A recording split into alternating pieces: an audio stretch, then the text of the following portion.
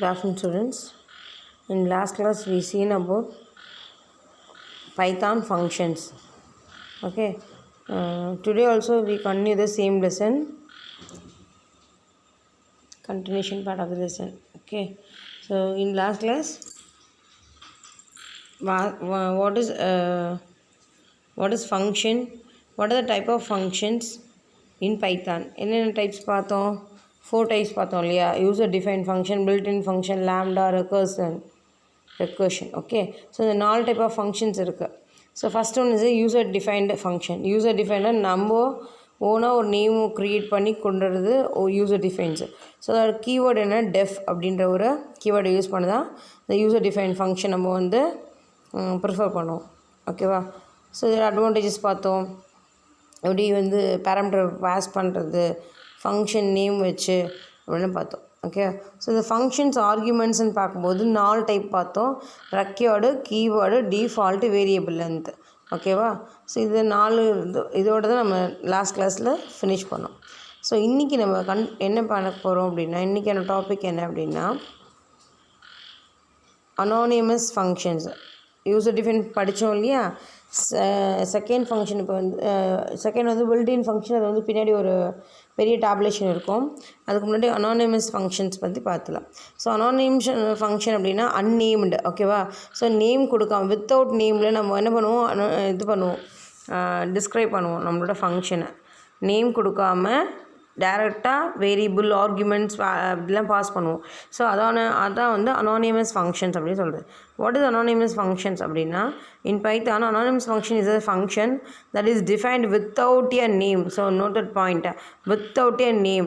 While normal functions are defined using the def keyword, in Python anonymous functions are defined using the lambda keyword. So நான் anonymous function and lambda ஃபங்க்ஷன்ஸும் name சொல்லுவோம் இல்லையா? So இது ரெண்டு name இருக்குது, lambda function or anonymous functions. So 2 விதமாக questions கேட்கறதுக்கு chances இருக்குது. ஓகே. ஸோ நம்ம நார்மலாக பைத்தானுக்கு ஃபங்க்ஷனுக்கு என்ன மாதிரியான கீவேர்டு யூஸ் பண்ணுவோம், டெஃப்ன்ற ஒரு கீவேர்டு வந்து யூஸ் பண்ணுவோம். அட் த சேம் டைம் நம்ம அனானிமஸ் ஃபங்க்ஷன்ஸ்க்கு லாம்டான்ற கீவேர்டை வந்து யூஸ் பண்ணுவோம். ஓகேவா? ஸோ என்ன யூஸ் இருக்குது இந்த லாம்டா ஃபங்க்ஷனால் எனக்கு அப்படின்னா, lambda functions is mostly used for creating small and one time anonymous functions. இது வந்து ஒரு சின்ன ப்ரோக்ராமுக்காகவும் ஒரு தடவை யூஸ் பண்ணுறதுக்காகவும் இந்த அனானிமஸ் ஃபங்க்ஷன் வந்து யூஸ் பண்ண முடியும் அப்படின்னு சொல்லியிருக்கிறாங்க. Lambda functions are mainly used in combinations with the functions like filter, map and reduce. So இந்த காம்பினேஷன்ஸில் தான் என்ன பண்ண முடியும், இந்த மாதிரியான லாம்டா ஃபங்க்ஷன்ஸ்லாம் வந்து யூஸ் பண்ணிக்க முடியும் அப்படின்னு சொல்கிறாங்க. Okay. Lambda functions can take any number of arguments and must return one value in the form of expressions. எவ்வளோ வந்து வேல்யூஸ் எடுத்துக்கிட்டாலும் பட் என்ன நமக்கு ரிட்டர்ன் பண்ணுறது ஒரே ஒரு வேல்யூ தான் இருக்கும். One of the form of எக்ஸ்பிரஷன்ஸில் மட்டும்தான் பண்ண முடியும். Lambda functions can only access global variables and variables in the parameter list. global variable நமக்கு என்னம்மா, ஸோ பப்ளிக் ஆமாவா? ஸோ காமனாக ஒரே இதை வந்து கொடுத்துடணும். மேல் top of the program, start of the program நான் அந்த வேரியபிள்ஸை இன்ட்ரடியூஸ் பண்ணிட்டேன் அப்படின்னா அது என்னது, குளோபல் வேரியபிள். ஸோ அது up to end of the program வரைக்கும் இது அப்ளிகபிளாக இருக்கும். ஸோ இந்த lambda variables only acceptable for global functions. Okay. Lambda functions only acceptable for global variables. Okay. So இதான் சொல்லியிருக்காங்க. சின்டாக்ஸ் ஆஃப் அனானிமஸ் ஃபங்க்ஷன்ஸ் என்னென்ன syntax இருக்குது அப்படின்னா கீழே பாருங்கள். Lambda arguments on expressions. Okay. So lambda அப்படின்ற கீவேர்டு, ஆர்குமெண்ட்ஸுங்கிறது வேல்யூஸ் பாஸ் பண்ணுறேன். நான் இங்கே எங்கேயா நேம் யூஸ் பண்ணிக்கேன்னா எதுவுமே யூஸ் பண்ணல, அதுவும் அன்னேம்டு வித்தவுட் நேம் சொன்னோம் இல்லையா? ஸோ அதுதான் இந்த ஃபங்க்ஷனுக்கான எந்த ஒரு நேமும் இல்லை, லாம்டான்ற ஒரு கீவேர்டை யூஸ் பண்ணி தான் நான் என்ன பண்ணேன், இது வந்து அனானிமஸ் ஃபங்க்ஷன்ஸ் அப்படின்றது நல்லா ஐடென்டிஃபை பண்ண முடியும். ஸோ ஆர்குமெண்ட் 1, ஆர்குமெண்ட் 2ன்னு கொடுத்துருக்காங்க. 2 ஆர்குமெண்ட் பாஸ் பண்ணியிருக்காங்க. 2 ஆர்குமெண்ட்டை ஆட் பண்ணியிருக்கிறாங்க. அது வந்து ஆட் பண்ணி வேல்யூஸ் வந்து ரிட்டர்ன் பண்ணுறாங்க. ஸோ ஃபஸ்ட்டு இந்த பிரிண்ட் ஐஸாக 30,40 அதாவது -30,40. ஸோ அதுக்கான வேல்யூஸ் எனக்கு நான் கெட் பண்ண முடியுது. இந்த above lambda functions that add arguments 1 and 2 and store the results in the above variable sum. sumன்ற ஒரு வேரியபிளில் அவங்க ஸ்டோர் பண்ணி வச்சுக்கிறாங்க. எதை டிஸ்பிளே பண்ணியிருக்காங்க, பிரிண்ட்ன்ற இதில் வந்து யூஸ் பண்ணி டிஸ்பிளே பண்ணியிருக்காங்க. ஸோ இதை லாம்டா ஃபங்க்ஷன், அதாவது அனானிமஸ் ஃபங்க்ஷன்ஸ் அப்படின்னு இல்லை நேம் ஃபங்க்ஷனுக்கு நேமே கொடுக்காம நான் என்ன பண்ணேன், ப்ரோக்ராம் பண்ணுறது தான். ஓகே. ஸோ இந்த return statement, second one is return statement. Return ஸ்டேட்மெண்ட்னா என்ன, அது எதுக்காக யூஸ் பண்ணுறோம், அதுக்கான கீவேர்டு என்ன அப்படின்றது தான். ஸோ ரிட்டர்ன் சொல்கிறோம் இல்லையா, அதை பற்றி தான் பார்க்கணும். The return statement causes your functions to exit the returns of the variable is called. என்ன சொல்லியிருக்காங்க, எண்ட் ஆஃப் த ஃபங்க்ஷனில் தான் எனக்கு ரிட்டர்ன்ற ஒரு ஸ்டேட்மெண்ட் எனக்கு வரும், ஃபங்க்ஷன்ஸ் ஒரு ரிட்டர்ன் ஃபங்க்ஷன் ஒன்று வரும். ஓகேவா, அது என்ன பண்ணணும்னா எனக்கு அந்த வேல்யூவை அவுட்புட்டுக்கான வேல்யூ, ரிட்டர்ன் வேல்யூவை எனக்கு கொடுக்கறதுக்கு தான் யூஸ் பண்ணுறது. The point of function in general is to take inputs and return something. நம்ம கொடுக்குற இன்புட்டை ப்ராசஸ் பண்ணி எனக்கு ஒரு அவுட்புட்டை வெளியில் கொண்டு வந்து கொடுக்கும். Okay, return something. The return statement is used when the function is ready to return a value is called. ஒரு ஃபங்க்ஷன் நடந்துகிட்ருக்கு அப்படிங்கும்போது எந்த ஃபங்க்ஷன் வந்து ரெடியாக எக்ஸிட் ஆகுது, ஐ மீன் எக்ஸிக்யூஷன் டைமில் இருக்கோ அதை என்ன பண்ண முடியும், ரிட்டன் வந்து கால் பண்ணும். ரிட்டன் ஸ்டேட்மெண்ட்டை நான் ரெடியாக இருக்கேன், என்னோடய ப்ராசஸ் வந்து முடிய போகுது, நீ உங்களோட அவுட்புட் எடுத்துகிட்டு போங்க அப்படின்னு அது கால் பண்ணும். So only one return statement is executed at the run time even though the functions condense multiple return statements. So more return statements கொடுத்தாலுமே அட் த டைம் என்ன பண்ணும், என்னால் ஒரே ஒரு ரிட்டர்ன் ஸ்டேட்மெண்ட் மட்டும்தான் என்ன பண்ணணும், ப்ராசஸ் பண்ணி எக்ஸிட் பண்ணி கொடுக்க முடியும். Any number of return statements are allowed in the functions defined, but only one of them is executed at a run time. So நான் மோர் தென் ஒன் ரிட்டர்ன் ஸ்டேட்மெண்ட் இருந்தாலும் என்னால் பண்ண முடியும், ஒரே ஒன்று தான் எக்ஸிக்யூஷன் டைமில் வெளியில் கொடுக்க முடியும் ரிட்டர்னில் அப்படின்னு இருக்காங்க. இந்த return syntax of return statement என்னது, return expression list. So return கொடுப்போம் இல்லையா பேரந்தசிஸில். The return can contain expressions which get evaluated and the values returned. நம்ம என்ன வந்து கெட் பண்ணிருக்கோமோ அது எனக்கு அவுட்புட்டாக கொடுக்கும். If there is no expressions in the statement on return statements itself, it's not present inside a function. Then the function is return non object. So நான் எதுவுமே கொடுக்கல, எதுவுமே அந்த பேரந்தசிஸில் பாஸ் பண்ணலை அப்படின்னு எனக்கு என்ன நான் அப்படின்னு ரிட்டர்ன் கொடுத்துரும். ஓகேவா. ஸோ எக்ஸாம்பிள் பாருங்கள், ரிட்டர்ன் ஸ்டேட்மெண்ட் வந்து டெஃப். ஸோ டெஃப்னா என்னது, யூசர் டிஃபைன்ட். ஓகேவா. So def user and observe.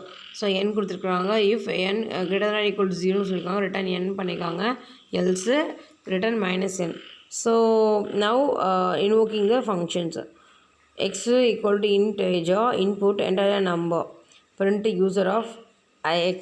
So நான் என்ன எக்ஸுன்ற வேல்யூ நான் கெட் பண்ணுறேனோ அதுதான் என்ன பண்ணிக்கிறேன், இன்புட்டாக கொடுத்துட்டு வேல்யூ கெட் பண்ணுறேன்.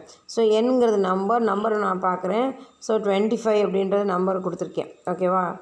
இன்புட் நான் வந்து 25 கொடுத்துருக்கேன். ஸோ கிரேட்டர் ஈக்குவல் டு 0 தான், என் வந்து பெரிய நம்பர் தான், 0 காட்டலாம் அப்படின்போது எனக்கு என்ன ஆகும், ரிட்டன் n25 அப்படின்றது எனக்கு ரிட்டர்ன் ஆகும். ஸோ அதுக்கான அவுட்புட் என்ன பாருங்க, கீழே எக்ஸோட வேல்யூ நான் என்ன கொடுத்துருக்கேனோ நம்பர் ஒன்று மறுபடியும் இன்புட் கொடுக்குறேன். ஸோ மறுபடியும் எனக்கு என்ன ஆகுது, 25 அப்படின்னு எனக்கு ரிட்டர்ன் ஆகுது.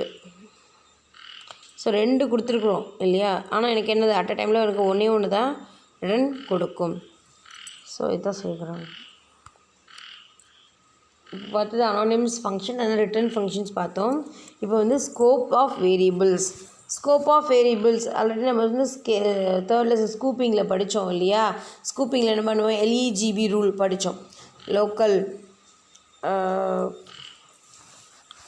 குளோபல் எம்பரைஸ்டு படித்தோம்ல. ஸோ அதே தான் இது. பட் நம்ம என்ன பண்ணியிருக்கிறோம், நம்ம பைத்தனை பொறுத்த வரைக்கும் 2 ஸ்கோப் தான் யூஸ் பண்ணுவோம் இல்லையா. Local scope and global scope மட்டும்தான் யூஸ் பண்ணுவோம். பப்ளிக் ப்ரைவேட் ஆமாவா. ப்ரொடெக்டட் வந்து யூஸ் பண்ண மாட்டோம், அது ஆல்ரெடி நமக்கு தெரியும். அக்சஸபிள் வேரியபிளில் நம்ம ஏன் வந்து எப்படின்னு நம்ம படிச்சிருக்கோம், ரிட்டர்ன் ஸ்டேட்மெண்ட் கொடுத்துருப்போம். ஸோ குளோபல் அண்ட் லோக்கல் மட்டும்தான் நம்ம என்ன பண்ணுவோம், நம்ம ஸ்கோப் வேரியபிளாக யூஸ் பண்ணுவோம். Okay, scope of variables refers to the part of the program where it is accessible, that is area where you can refer. We can say that the scope holds a current or set of variables and their values. We will study two types of local scope. Two types of scopes. என்னது, local and global scope.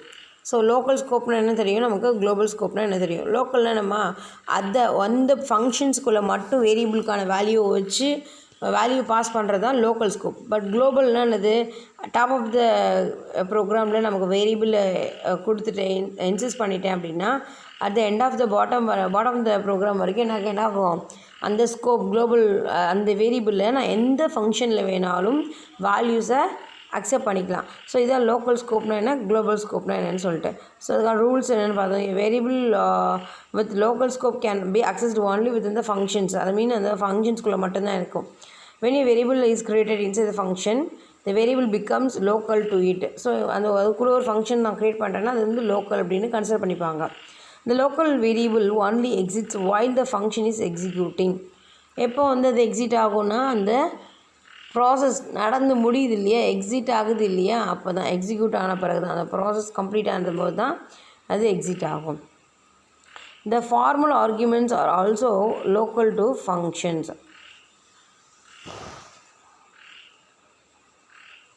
இது local scope. அதுக்கான example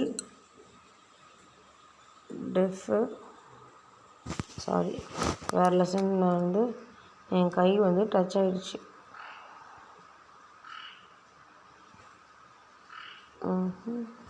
wait பண்ணுங்கக்கா,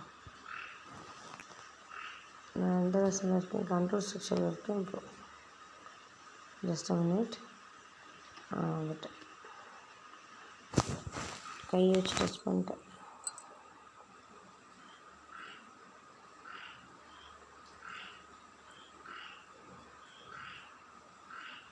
local scope பாருங்கள். Def local, ஒய்யோட value 0ன்னு கொடுக்குறேன்.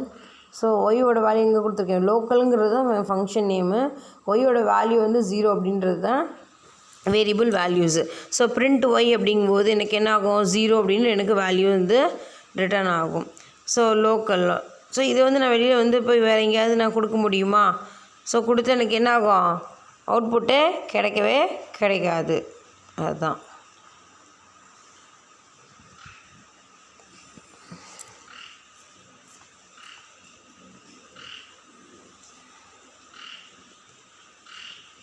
Then global scope. Global scope is used anywhere in the program. It can be created by the defining a variable outside of the functions. Okay. Rules of global. Global rule in when we define as a variable outside a function, it is global by default. You don't have to use global keyword. நம்ம global keyword வந்து use பண்ண மாட்டோம். Local மட்டும் கொடுத்தோம்ல, அது மாதிரி global கொடுக்க மாட்டோம். We use global keyword to read and write the global variables inside the functions. Use the function global outside the function has to no effect. So அது என்ன வெளியில் எங்கே கொடுத்தாலும் எனக்கு என்ன ஆகுது, எந்த எஃபெக்ட்டும் கிடையாது, சைட் எஃபெக்ட் எதுவும் கிடையாது, எந்த எரரும் எனக்கு காமிக்காது. அந்த வேரியபிள் வேல்யூஸை என்ன பண்ணும், அக்செப்ட் பண்ணிக்கும். அதான் அவங்க சொல்கிறாங்க. ஸோ பாருங்கள், c=1 சொல்லிட்டு வேல்யூஸ் வந்து பாஸ் பண்ணியிருக்கேன். டெஃப் ஆடுன்னு சொல்லியிருக்கேன். பிரிண்ட் சி என்ன பண்ணும், எனக்கு வேல்யூவே எடுத்துக்கும். ஏன்னா இது வந்து இந்த குளோபல் ஸ்கோப். ஓகேவா. குளோபல் அண்ட் லோக்கல் வேரியபிள் ரெண்டுமே எப்படி யூஸ் பண்ணுறோன்னு பாருங்கள். 8ங்கிறது காமன் வேரியபிள் இல்லையா, 8 x=8ங்கிறது குளோபல் வேல்யூஸு. அண்ட் தென் கீழே பாருங்கள் குளோபல் y=லோக்கல் அப்படிங்கிறது என்னது, லோக்கல் வேரியபிள். ஸோ ஓகேவா. ஸோ இப்போ எனக்கு அவுட்புட் என்ன பாருங்கள், x=x × 2ன்னு போட்டிருக்கேன். ஸோ எக்ஸோட வேல்யூ என்னது, 8 × 2 16. ஓகேவா. பிரிண்ட் எக்ஸ் கொடுத்துருக்கேன். அடுத்தது பிரிண்ட் ஒய்யோட வேல்யூஸ் என்ன கொடுத்துருக்கோம், நம்ம லோக்கல்னு கொடுத்துருக்கோம். ஸோ 16 எனக்கு பிரிண்ட் ஆகும், லோக்கலும் பிரிண்ட் ஆகும் அட் த சேம் டைம். ஓகேவா. இதான் வந்து குளோபல் அண்டு லோக்கல் வேரியபிள் ரெண்டுத்தையுமே எனக்கு என்ன ஆகுது, ஒர்க் பண்ணுறது தான் இது சொல்லியிருக்காங்க. ஸோ இது வரைக்கும் நம்ம படித்தது என்ன அப்படின்னா, lambda function, return function and then local scoping functions வந்து படித்தோம். இப்போ பார்க்க போகிறது பில்ட்இன் ஃபங்க்ஷன்ஸ்.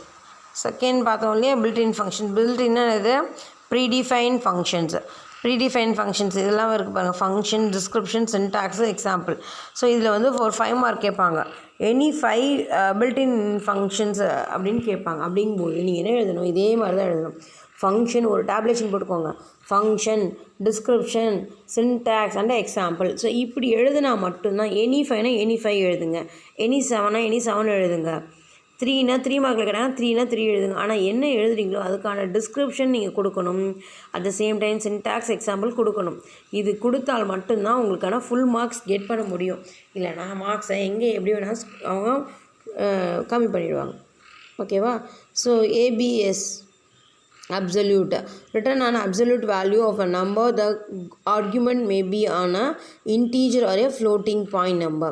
absolute அப்படிங்கும்போது என்னது, அது ஒரு இன்டீஜர் நம்பராக இருக்கலாம், இல்லைனா ஃப்ளோட்டிங் பாயிண்டாக இருக்கலாம் அப்படின்னு சொல்லிக்கிறாங்க. ஸோ absolute of x அப்படிங்கும்போது 20 minus 23.2. ஸோ கொடுத்துருக்காங்க இல்லையா, பாருங்கள் எனக்கு என்ன வேல்யூஸ் வந்துருக்கு. அது வந்து இன்டீஜராக எடுத்துக்கோம், at the same time floating value எடுத்துக்கும். அதுதான் வந்து அப்சல்யூட், அதோட ரூல்ஸ் இதுதான். இது வந்து ப்ரீடிஃபைன். இதுக்கான ப்ரோக்ராம்ஸ் எல்லாமே, கோடிங்ஸ் எல்லாமே எழுதி எனக்கு எக்ஸிக்யூட் பண்ணிட்டாங்க. ஸோ ஆர்டர், என்ன ஆர்டர் எனக்கு நான் வேணும் அப்படின்னு சொல்கிறது தான் ஆக்சிவ் வேல்யூ. ஓகேவா? ஸோ ஆர்டர் யூனிகோட் கேரக்டரை என்ன ரிட்டர்ன் பண்ணுங்கன்னு சொல்லிக்கிறாங்க. ஆர்டர் ஆஃப் சிக்கு வந்து என்ன யூனிகோட் அப்படின்னா ஏ, ஸ்மால் ஏ அப்படிங்கிறது ஆர்டர் ஆஃப் யூனிக். ஓகேவா? ஸ்மால் டி வந்து என்ன சொல்லியிருக்காங்க, வேரியபிளுக்கு வந்து கேபிட்டல் ஏ. ஓகேவா? ஸோ பிரிண்ட் வந்து ஆர்டர் ஆஃப் சி என்ன கொடுத்துருக்காங்க பாருங்கள், யூனிகோடோட வேல்யூஸ் வந்து ஸ்மால் ஏக்கு 97, கேபிட்டல் ஏக்கு 65. நம்ம படித்தோட செகண்ட் லெசனில் லாஸ்ட் இயர் நியூமரிக் நம்பர் சிஸ்டமில் படிச்சிருப்போம், ஆக்சி கோட் அப்படின்னு சொல்லிட்டு. ஸோ அதில் தான் இந்த வேல்யூஸ் எல்லாமே எனக்கு வந்திருக்கும். எப்படி வந்து சிஸ்டம் வந்து எடுத்துக்குது, 0s and 1s எடுத்துக்குது, அதை எப்படி கன்வெர்ட் பண்ணுறதுன்னு பார்த்தோம் இல்லையா. ஸோ அப்போ வரும்போது எனக்கு நம்ம கன்வெர்ட் பண்ணியிருப்போம். ஸோ இப்போது அதுக்கு தான் 95 கேபிட்டல் ஏக்கான வேல்யூ என்ன, கேபிட்டல் சிக்கான வேல்யூ என்ன, ஸ்மால் சிக்கான வேல்யூ என்ன, அதெல்லாம் கேட்குறது தான் யூனிகோட். ஓகேவா? கேரக்டர். ஸோ நம்பர் கொடுத்துருவாங்க, இப்போ கேரக்டர் கொடுக்கணும். இப்போ முன்னாடி நம்பர் வெறும் லெட்டர்ஸ் கொடுத்தோம், நம்பர்ஸ் எனக்கு அவுட்புட்டாக கிடச்சிது. இப்போ நான் என்ன பண்ணுவேன், நம்பர்ஸ் கொடுத்துருவேன், எனக்கு என்ன ஆகும், அவுட்புட் வந்து கேரக்டராக கிடைக்கும். ஸோ 65 அப்படின்னு ஒரு 65க்கான வேல்யூஸ் என்னம்மா, கேபிட்டல் ஏ தானே, மேலே தான் பார்த்தோம் இல்லையா. அண்ட் தென் 43 வந்து ஸ்பெஷல் கேரக்டர் ப்ளஸ் அடிஷனுக்கான நம்பர்ஸ் தான் 43. ஓகேவா? ஸோ இது வந்து கேரக்டர். தென் பைனரி, பிஐஎன். பைனரி நமக்கு தெரியல, 0 and 1s அப்படிங்கிறது பைனரி நம்பர். ஓகேவா? நான் கொடுக்குற வேல்யூஸுக்கு பைனரி நம்பரை கன்வெர்ட் பண்ணி எனக்கு கொடுக்கும். ஸோ எனக்கு வேல்யூஸ் எக்ஸாம்பிள் பாருங்கள், எக்ஸோட வேல்யூ 15, ஒய்யோட வேல்யூ 101. ஸோ இதுக்கான பைனரி வேல்யூஸ் என்னென்னா 41 கொடுத்துருக்கு 15க்கு. அண்ட் தென் 101ஓட பைனரி நம்பர் என்னென்னா 11000101. ஸோ இதுதானது பைனரி வேல்யூஸு. ஓகேவா? ஸோ நான் கொடுக்குற நம்பருக்கு ஏற்ற அதுக்கு ஈக்குவலண்ட்டான பைனரிஸ் வேல்யூஸை ரிட்டர்ன் பண்ணும். அண்ட் தென் டைப்பு, என்ன டைப், என்ன ஆப்ஜெக்ட், நான் கொடுக்குற வேல்யூஸ் வந்து என்ன ஃப்ளோட்டிங்கா, இல்லை வந்து ஸ்ட்ரிங்கா, கேரக்டரா, இன்டீஜரா அப்படின்னு என்ன டைப் அப்படின்னு எனக்கு ரிட்டர்ன் கொடுக்கும். அதுதான் வந்து டைப். ஸோ பாருங்கள், X 15.2 and then A and true. So இது என்ன, ஏ 15.2 அப்படிங்கிறது ஃப்ளோட்டிங் வேல்யூ, ஏ அப்படிங்கிறது கேரக்டர். ஆமாவா? ஸ்ட்ரிங் கேரக்டர்ஸ் இல்லையா. ட்ரூ ஆர் ஃபால்ஸ் அப்படிங்கிறது இதில் வரும், பூலியன்ஸில் மட்டும்தான் வரும் ட்ரூ ஆர் ஃபால்ஸ். ஸோ அவங்க என்ன டைப் அது ஆப்ஜெக்ட் அப்படின்னு சொல்லி கொடுக்குறாங்க. ஓகேவா? தென் ஐடி வந்து ஐடென்டிஃபை, என்ன ஆப்ஜெக்ட் வந்து ஐடென்டிஃபை பண்ணி எனக்கு சொல்லுது. ஸோ 15க்கான ID return the identity of the object, that is the address of the object memory. The address of x and y may differ in your system. So நம்ம ஒவ்வொரு சிஸ்டமுக்கும் ஒரு மாதிரி ஐடி இருக்கும் இல்லையா. முன்னாடி வெறுமனே டெசிமல் மட்டும்தான் யூஸ் பண்ணிட்டு இருந்தாங்க. இப்போ வந்து எல்லாரும் மேக்ஸிமம் ஆஃப் பீப்புள்ஸ் வந்து நம்ம யூஸ் பண்ணிகிட்டு இருக்கிறதுனால எக்ஸா டெசிமலும் யூஸ் பண்ணுறாங்க. ஸோ இப்போ ஒவ்வொரு வீட்டுக்கு அட்ரஸ் இருக்கிற மாதிரி நம்ம ஒவ்வொரு சிஸ்டமுக்கும் என்ன பண்ணுவோம், ஹோஸ்ட் அட்ரஸ்ன்னு ஒன்று இருக்கும், ஹோஸ்ட் ஐடி. ஸோ அந்த ஐடியை வச்சு தான் எனக்கான இன்ஃபர்மேஷனை எனக்கு கரெக்டாக என் சிஸ்டமுக்கு வந்து பாயிண்ட் அவுட் பண்ணி கொடுக்கும். ஓகே, அது பிரிண்ட் அவுட்டாக இருந்தாலும் சரி, இல்லை ஃபைலில் வந்து ஷேர் பண்ணுறதா இருந்தாலும் சரி.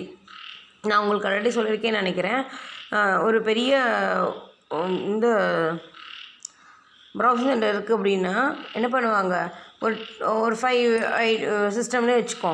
ஆனால் என்ன இருக்கும், பிரிண்டர் அப்படின்றது எனக்கு ஒரே ஒரு பிரிண்டர் தான் இருக்கும்.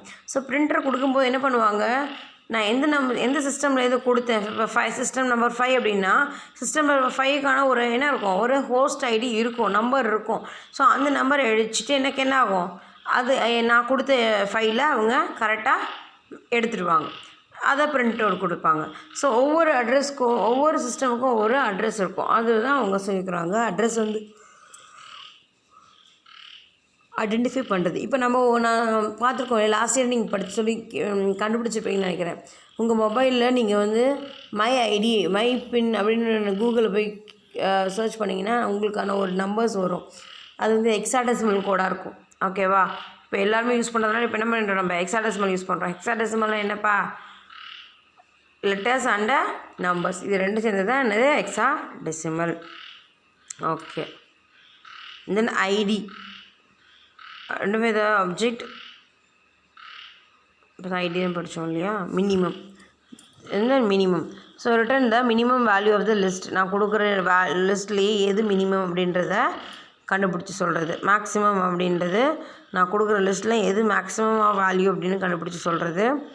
தென் சம் வந்து அப்படிங்கும்போது எல்லாத்தையும் ஆட் பண்ணி கொடுக்குறது. நான் கொடுக்குற லிஸ்ட்டில் எல்லா வேல்யூஸும் ஆட் பண்ணி எனக்கு ஒரு வேல்யூவை கொடுக்குறது வந்து சம். தென் ஃபார்மட் அப்படிங்கும்போது என்னது, நிறைய ஃபார்மட் இருக்குது. பைனரி, ஆக்டல், ஹெக்ஸாடெசிமல் அதெல்லாம் இருக்குது இல்லையா. ஸோ அதான் சொல்லிட்டு இந்த output based on the given format, என்ன மாதிரி ஃபார்மட்டில் எனக்கு அவுட்புட் வேணும் அப்படின்னு சொல்கிறது தான். ஓகேவா? ஸோ ஃபார்மட்டில் output number based on 2, base வந்து 8. அண்ட் தென் ஃபிக்ஸட் நோட்டேஷன்ஸில் வந்து பேஸ் வந்து டிஃபால்ட்டாக வந்து 6 தான் இருக்கும், precision values. So format value இருக்கான சின்டாக்ஸ் பாருங்கள். Format value format of special கொடுத்துட்டேன்னா x = 14, y = 25. ஸோ இது வந்து என்னென்னு எனக்கு என்ன வேல்யூவாக வரணும், எக்ஸோட வேல்யூ வந்து பைனரியாக வேணும், ஒய்யோட வேல்யூ வந்து ஆக்டலாக வேணும். அந்த ஒய் வேல்யூக்கு வந்து ஃபிக்ஸட் பாயிண்ட் எவ்வளோ நான் செட் பண்ணுறது அப்படின்னா என்ன பண்ணியிருக்காங்க பாருங்கள், 6 நம்பர்ஸ் வச்சுருக்காங்க பாருங்கள் டிஃபால்ட்டாக. லாஸ்ட்லேருந்து 6 நம்பர் வச்சு அதுக்கப்புறம் எனக்கு என்ன ஆகும், வேல்யூ வந்து 25னா 25 பாயிண்ட் வச்சு வரும், பாயிண்ட் ப்ரெசிஷனில் எனக்கு வருது. ஸோ அதுதான் ஃபார்மட். ஓகே. ஸோ ரவுண்ட் ஆஃப்னு என்னது, நான் கொடுக்குற அப்ராக்சிமேஷன் வேல்யூஸை அதுக்கேற்ற மாதிரி உங்களுக்கு மேக்ஸ் படிக்கிறீங்க இல்லையா, உங்களுக்கு தெரியும். ஸோ ரவுண்ட் ஆஃப் பண்ணுறது எப்படின்னா, above 5 வந்ததுன்னா என்ன பண்ணுவோம், நெக்ஸ்ட் நம்பர் வேல்யூஸை நம்ம என்ன பண்ணுவோம், ரவுண்ட் ஆஃப் பண்ணிவிடுவோம். இப்போ பாருங்கள் 17.9 அப்படிங்கும்போது நம்ம என்ன பண்ணுவோம், நம்ம 18 பண்ணிவிடுவோம். 22.2னா 22 தான் போடணும், கரெக்டாக?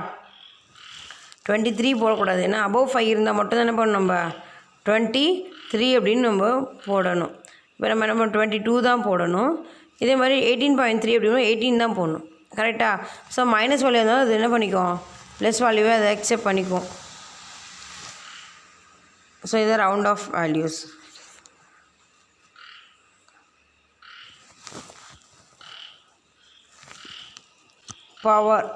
பவர்னால் என்னம்மா, a to the power 2, 3 அப்படின்னு கொடுப்போம் இல்லையா. பவர்னால் மேலே ஸ்கொயரில் கொடுப்போம் இல்லையா, அதான் power. Return the computations of a b, that is a double star b. Double star நம்ம இந்த பைத்தானில் படித்தோம்னா டபுள் ஸ்டார் ஸ்கொயருக்கான symbol. So a raised to the power of b. So a value வந்து கீழ் பேஸ் வேல்யூஸ், 2 அப்படி b அப்படின்றது மேலே பவர் வேல்யூஸு இல்லையா. ஸோ என்ன பண்ணிக்கிறாங்க, ஏவோட வேல்யூ 5 2 அப்படின்னு கொடுத்துருக்காங்க. ஸோ 5 2 டைம்ஸ் போடணும் 25 வருது இல்லையா. ஸோ வேல்யூஸ் கொடுத்துருக்காங்க பாருங்கள். Power of a, b, power of a, c, power of a + b, c. Okay, a + b எவ்வளோ,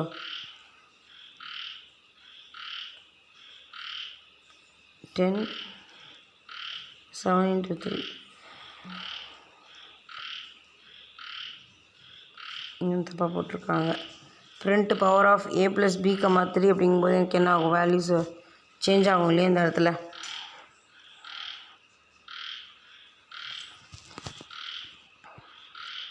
இது வரைக்கும் பார்த்தது மேத்தமெட்டிக்கல் ஃபங்க்ஷன், பில்டின் ஃபங்க்ஷன் பார்த்தோம். இப்போ வந்து மேத்தமெட்டிக்கல் ஃபங்க்ஷன் பார்க்க போகிறோம் பாருங்கள். 3 இருக்குது பாருங்கள். Floor ceil squared. So floor ceil வந்து கண்டிப்பாக இது ஒரு கொஷின்ஸ் உண்டுமா, கம்பல்சரி கேட்பாங்க ஃப்ளோர் அண்ட் செயில் வேல்யூஸ். ஓகேவா. Floor return the largest integer less than or equal to x. என்ன பண்ணும், பெரிய இருக்கிறதுலே பெரிய நம்பர் எனக்கு ரிட்டன் பண்ணும். இம்போர்ட் மேத்து, எக்ஸோட வேல்யூஸ் வந்து 26.7 அப்படிங்கும்போது என்ன பண்ணும், math floor of x. So என்ன பண்ணுது, எனக்கு 26 அப்படின்னு ரவுண்ட் ஆஃப் பண்ணுறாங்க.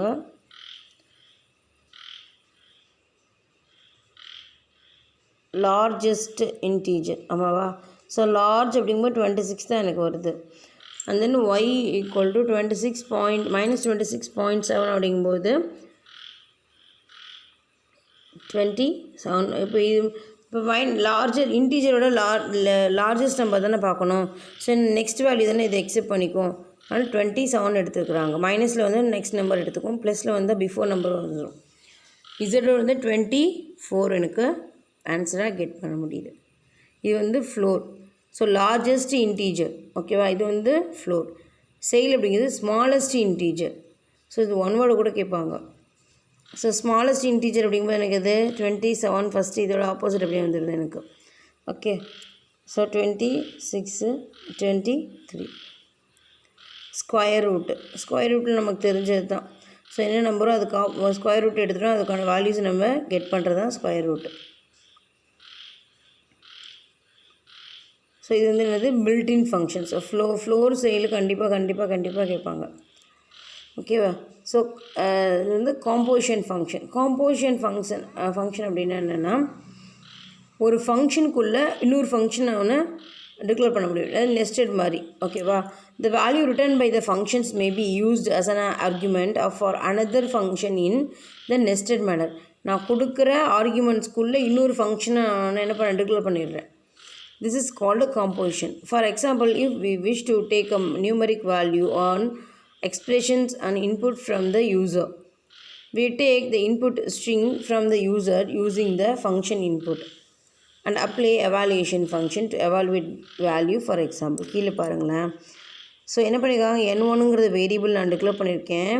எவாலுவேஷன் அப்படின்றது இன்புட் அப்படின்றது என்னது நான் கொடுக்குறேன். அதுக்குள்ளே நான் என்ன பண்ணுறேன், இன்னொரு நெஸ்டட் மேனர் கொடுக்குறேன் பாருங்கள். என்டர் ஏ நம்பர் இன்புட் அப்படின்றது எனக்கு ஒரு ஃபங்க்ஷன், அதுக்குள்ளே இன்னொரு ஃபங்க்ஷன் எவாலுவேஷன் அப்படின்றது. ஓகேவா. ஸோ இன்புட்ன்ற ஒரு ஃபங்க்ஷனுக்குள்ளே எவாலுவேஷன்ற இன்னொரு ஃபங்க்ஷன் யூஸ் பண்ணுறதா என்னது, காம்போசிஷன் அப்படி சொல்லுது. என்டர் ஏ நம்பர் என்னது 2 3 4 நம்ம நம்பரை என்ட்ரி பண்ணுறோம். ஸோ n1 மறுபடியும் என்ன கேட்கும், வேல்யூஸ் என்னென்னு கேட்கும். மறுபடியும் 2 3 4 அப்படின்னு எனக்கு வேல்யூஸாக கெட் பண்ண முடியும். So n2 equal to evaluation input, enter the arithmetic expressions, enter the arithmetic expressions number என்ன 12.0 13.0 into 2. ஸோ இதை மல்டிப்ளை பண்ணி ஆட் பண்ணி மல்டிப்ளை பண்ணால் எனக்கு ஆன்சர் கெட் பண்ண முடியும். ஸோ கம்போசிஷன் அப்படிங்கும்போது என்னது, நத்திங் பட் நெஸ்டட் மேனர். ஓகேவா. Python recursive function. நம்ம ரெக்கர்சிவ் ஃபங்க்ஷன்ஸ் நிறைய படிச்சிருக்கோம் இல்லையா. கால் பை இட் செல்ஃப், அந்த ஒரு ப்ராசஸ் முடிகிற வரைக்கும் என்னாகும், எனக்கு அது ப்ராசஸ் கண்டினியூ ஆகிட்டே தான் இருக்கும். என்னோடய கண்டிஷன் ட்ரூ ஆகிற வரைக்கும் எனக்கு என்னாகும், ப்ராசஸ் கண்டினியூ ஆகிட்டே இருக்கும். அதாவது லூப்பிங் மேனரில் நடந்துகிட்டே இருக்கும். when a function call itself is known as a recursion works like a loop, but sometimes it makes some more sense of use recursions then loop. என்ன பண்ணோம், சம்டைம்ஸ் யூஸர் லூப்போட எனக்கு இது recursion சூப்பராக வந்து ஒர்க் ஆகும்னு சொல்லுவாங்க. You can convert any loop to recursion. Recursive function call it self. Imagine A process wild would iterative identifiably if not stopped by some conditions. Such a process is known as infinity iterations. இன்ஃபினிட்டாக என்னம்மா, ஒரு முடிவே இல்லாமல் போயிட்டுருக்கிறதா infinity iterations அப்படின்றது. So அது என்ன சொல்கிறாங்க, ஒரு அந்த ப்ராசஸ் வந்து முடிவே இல்லாமல் போயிட்டுருக்கோன்னா ஒரு யோசிச்சு பாருங்கள். அது வந்து என்னது, இன்ஃபினிட்டி இட்ரேஷன் சொல்கிறோம். The condition that is applied in the any recursive function is known as a base conditions. இதை வந்து நான் என்னோடய ரெக்கர்சிவில் யூஸ் பண்ணேன் அப்படின்னா அது வந்து பேஸ் கண்டிஷன் அப்படின்னு அவங்க சொல்கிறாங்க. A base condition is must in the every recursive functions, otherwise it will continue the execute like a infinitive loop. So என்ன பண்ணோம், பேஸ் கண்டிஷன் வந்து எல்லாமே ட்ரூவாக இருந்தால் மட்டும்தான் மறுபடியும் என்ன பண்ணோம், அந்த ரெக்கர்சிவ் ஃபங்க்ஷன் வந்து ஒர்க் ஆகும். அப்படி இல்லை அப்படின்னா என்னது, ஒரு இன்ஃபினிட்டி மாதிரி தான் என்னாகும், போயிட்டே இருக்கும் அப்படின்னு சொல்கிறாங்க. ஒரு கண்டிஷன் பேஸ் வேல்யூ கொடுத்துட்டு அந்த கண்டிஷன் ட்ரூவாக இருந்ததுன்னா வெளில வரும். அதர்வைஸ் என்ன ஆகுது, மறுபடியும் ஒர்க் ஆகிட்டே இருக்கும். அது என்னாகும், அது ப்ராசஸ்க்கு எண்டே இல்லை, எண்டே கிடையாது இல்லையா. அது ஸோ அதனால் இது வந்து இன்ஃபினிட்டி லூப் அப்படின்னு சொல்கிறாங்க. ஸோ இது வந்து லூப்பிங் காட்டிலும் ஒரு பர்சன்டேஜ் வந்து எக்ஸஸாக போயிட்டு இருக்குது அப்படின்னு சொல்கிறாங்க. ஸோ என்னது ரெக்கர்சிவ் ஃபங்க்ஷன்ஸோட ஒர்க் என்ன அப்படின்னா, recursive function is called by some external code. ஓகேவா, எக்ஸ்டர்னல் கோடு தேவைப்படுது. என்ன, if the base condition is met then the program gives meaningful output and exit. So என்ன பண்ணுறேன், பேஸ் கண்டிஷன் என்னது, என்னோட கண்டிஷன் ட்ரூ ஆகிடுச்சு அப்படின்னா எனக்கு என்ன ஒரு அவுட்புட் கிடைக்கும். அவுட்புட் கிடைச்ச பிறகு அந்த ப்ராசஸ் வந்து எக்ஸிட் ஆகிட்டு வெளில வந்துடும். Otherwise the function does some required processing and then call itself to continue recursion. Otherwise என்ன ஆகும், இந்த ஃபங்க்ஷன் வந்து என்னோடய ப்ராசஸ் வந்து கண்டினியூ ஆகிட்டே இருக்கும். அந்த கண்டிஷன் வந்து ட்ரூ ஆகிற வரைக்கும் அந்த ப்ராசஸ் என்ன ஆகும், கண்டினியூ ஆகிக்கிட்டே இருக்கும். அதான் இது ரெக்கர்சிவ் அப்படி சொல்கிறாங்க. ஸோ அதனால் என்ன சொல்கிறாங்க, இது லூப்பிங் காட்டிலும் வேறு ஒரு படி ஒரு ஸ்டெப்ஸ் எக்ஸ்ட்ராவே போயிடுச்சு அப்படின்னு சொல்கிறாங்க. ஸோ எக்ஸாம்பிள் பாருங்கள், ஃபேக்டோரியல் வேல்யூ தெரியும் நமக்கு, factorial calculations. So if def fact of n கொடுத்துருக்கோம், என்னோட வேல்யூ என்னன்னு நமக்கு என்ன வேணால் கொடுக்கலாம். If n double equal to 0, நான் கொடுக்குற என்னோட வேல்யூ வந்து 0வாக இருக்கணும் அப்படின்னு 1 ரிட்டர்ன் பண்ணி, எல்ஸ் அதர்வைஸ் என்ன ஆக n into fact of n-1 சொல்லியிருக்கிறாங்க. ஸோ பிரிண்ட் ஆஃப் 0, ஃபஸ்ட்டு என்னது 0 அப்படின்னு சொல்லியாச்சு. ஃபஸ்ட்டு வேல்யூ என்ன கொடுத்துருக்காங்க, 0ன்னு ஒரு வேல்யூ கொடுத்துருக்காங்க, ஃபேக்ட் ஆஃப் 5 கொடுத்துருக்காங்க.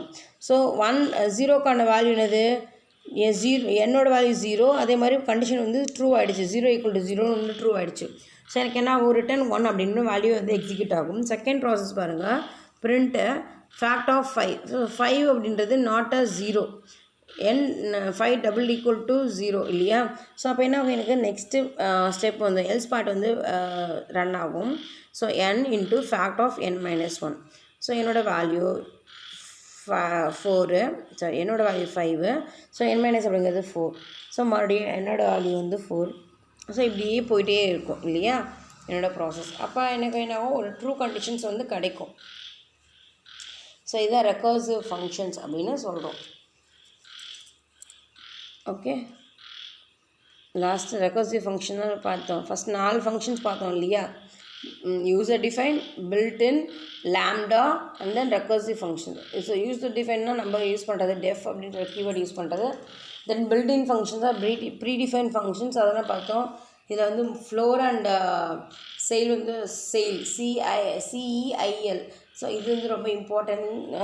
அது இல்லாமல் அந்த மேத்தமெட்டிக்கல் ஃபங்க்ஷன்ஸில் ஒரு 5 or 6 கேட்பாங்க 5 மார்க்ஸில். ஓகேவா. ஸோ இது வந்து என்ன பில்ட்டின்னு. அண்ட் தென் லாம்டான்னு no mention name, without name, அதான் லாம்டா ஃபங்க்ஷன்ஸ். அதுக்கான கீவேர்ட் லாம்டா. இது வந்து என்னது அனானிமஸ் ஃபங்க்ஷன்ஸ் அப்படின்னு நம்ம அனதர் நேம் வச்சு சொல்லலாம். அதான் ரெக்கர்சிவ் ஃபங்க்ஷன்ஸ். ஸோ இது வரைக்கும் நம்ம இந்த ஃபங்க்ஷன்ஸ் அப்படின்ற பைத்தானோட ஃபங்க்ஷன்ஸ் பற்றி ஃபுல்லாக படிச்சுட்டோம் இந்த லெசன்ஸில். ஓகேவா.